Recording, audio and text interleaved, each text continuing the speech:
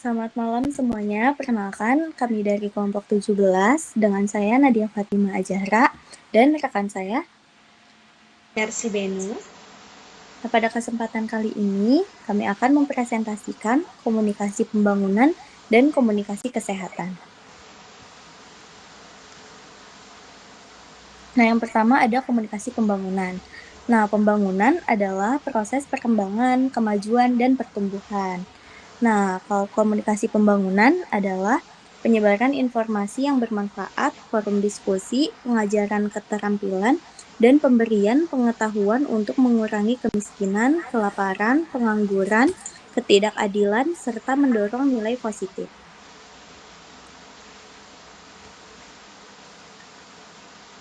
Istilah komunikasi pembangunan pertama kali digunakan oleh Nora Kubral pada tahun 1970. Nah, pada tahun 1971, Nora mendirikan sebuah lembaga pendidikan dan menjadi pionir sekolah tinggi komunikasi pembangunan pertama di dunia. Nah, di Indonesia, dua tokoh utama yang tidak bisa dilupakan dalam sejarah perkembangan studi komunikasi pembangunan, yakni yang pertama ada Dr. Astrid S. Sutanto, yang ketika itu menjadi Kepala Biro Penerangan Ilmu Pengetahuan dan Kebudayaan Badan Perencanaan Pembangunan Nasional atau Bappenas RI. Dan selanjutnya ada Dr. Alwi Dahlan yang menjabat sebagai Asisten 3 Menteri Kependudukan dan Lingkungan Hidup yang banyak mengenalkan praktik-praktik komunikasi pembangunan, baik melalui konsep kebijakan dan perencanaan komunikasi maupun komunikasi lingkungan sebagai salah satu bentuk aplikasi komunikasi pembangunan. Nah, selanjutnya ada ide dan cita-cita komunikasi pembangunan.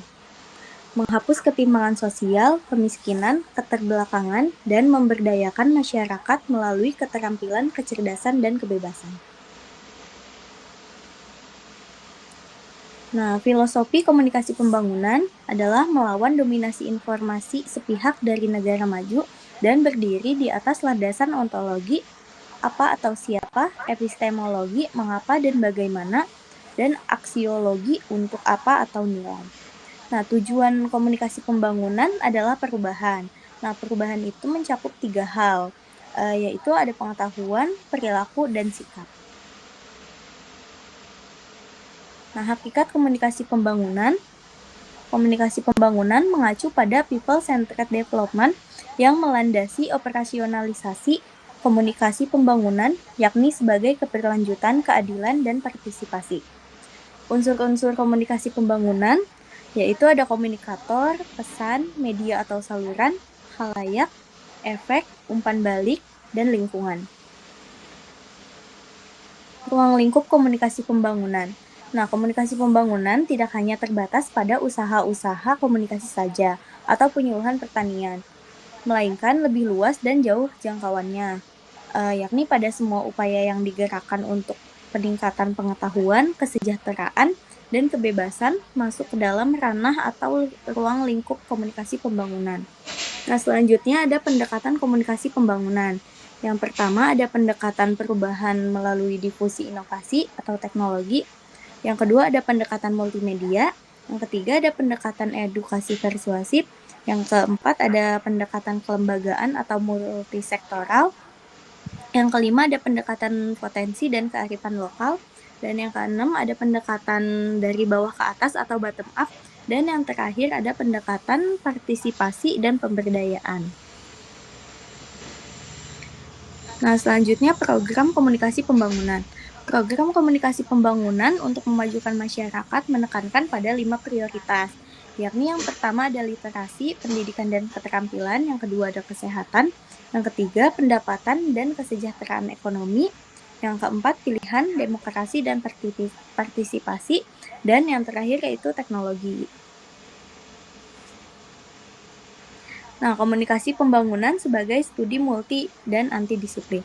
Komunikasi sendiri sudah diakui sebagai studi yang multidisiplin, dibangun oleh berbagai bidang studi sebelumnya, terutama sosiologi, psikologi, linguistik, ilmu politik, kemudian menyusul ilmu antropologi, manajemen ekonomi telematika, dan lain-lain. Nah, demikian juga halnya dengan studi pembangunan. Nah, komunikasi pembangunan dalam praktik. Komunikasi pembangunan dalam praktik dilaksanakan di lembaga pemerintah maupun LSM atau NGO. Komunikasi pembangunan dalam praktik berfokus pada pembangunan pemberdayaan pendidikan masyarakat, penyebaran informasi, peningkatan keterampilan, serta advokasi kebijakan publik. Nah, di sini kita akan melihat model dan paradigma komunikasi pembangunan.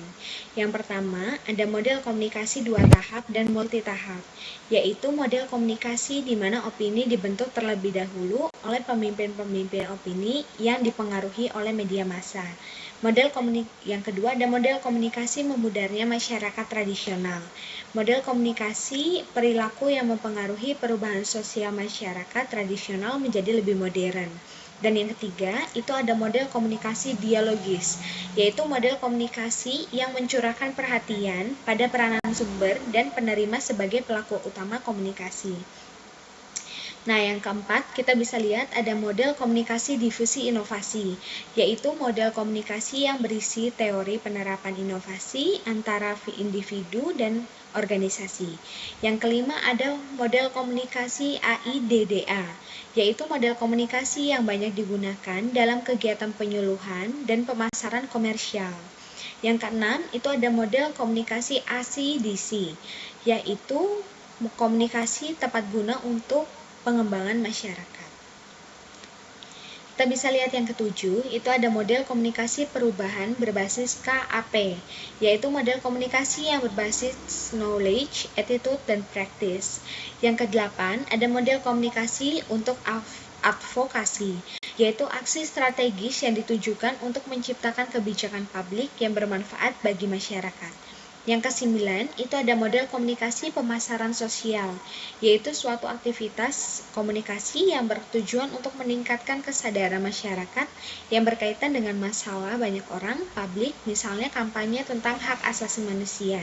Dan yang ke-10, itu ada model komunikasi mobilisasi sosial, yaitu gerakan berskala luas untuk melibatkan partisipasi masyarakat dalam mencapai tujuan pembangunan tertentu melalui upaya mandiri.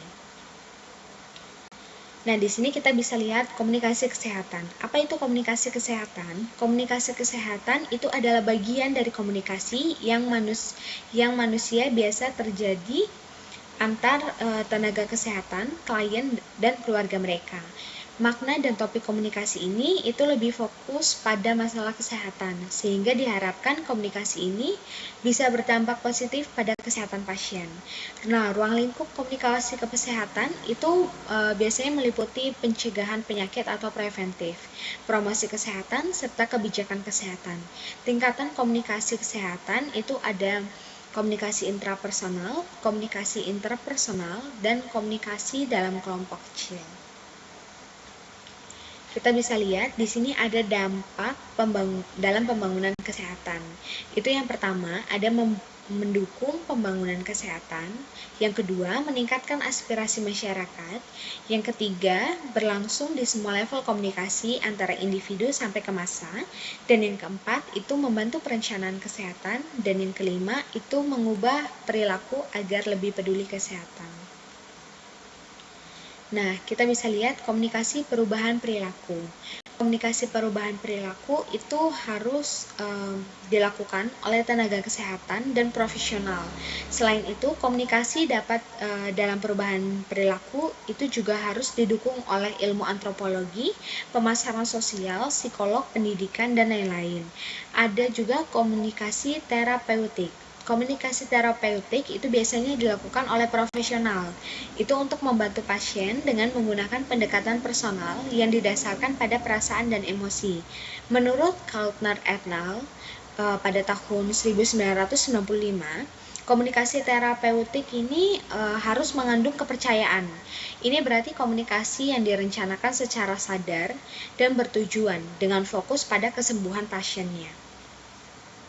Nah, kita bisa lihat di sini ada hubungan terapeutik dapat digambarkan sebagai pengalaman belajar antara perawat dan klien.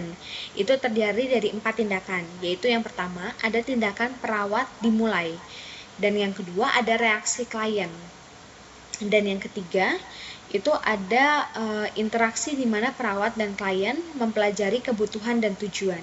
Dan yang keempat, transaksi di mana hubungan timbal balik dibangun untuk mencapai tujuan. Nah, kesimpulan yang kita dapat itu adalah komunikasi pembangunan itu strategi perubahan sosial untuk mewujudkan masyarakat adil, makmur, berpartisipasi, dan berkelanjutan. Sedangkan untuk komunikasi kesehatan itu adalah strategi perubahan perilaku agar masyarakat itu lebih sehat melalui komunikasi yang efektif, etis, dan berbasis ilmu. Sekian dari kami, terima kasih. Nah, sekian dari kelompok kami. Jika ada yang ingin bertanya atau menanggapi, bisa berkomentar di forum diskusi di Mentari di pertemuan ke-17. Terima kasih. Terima kasih.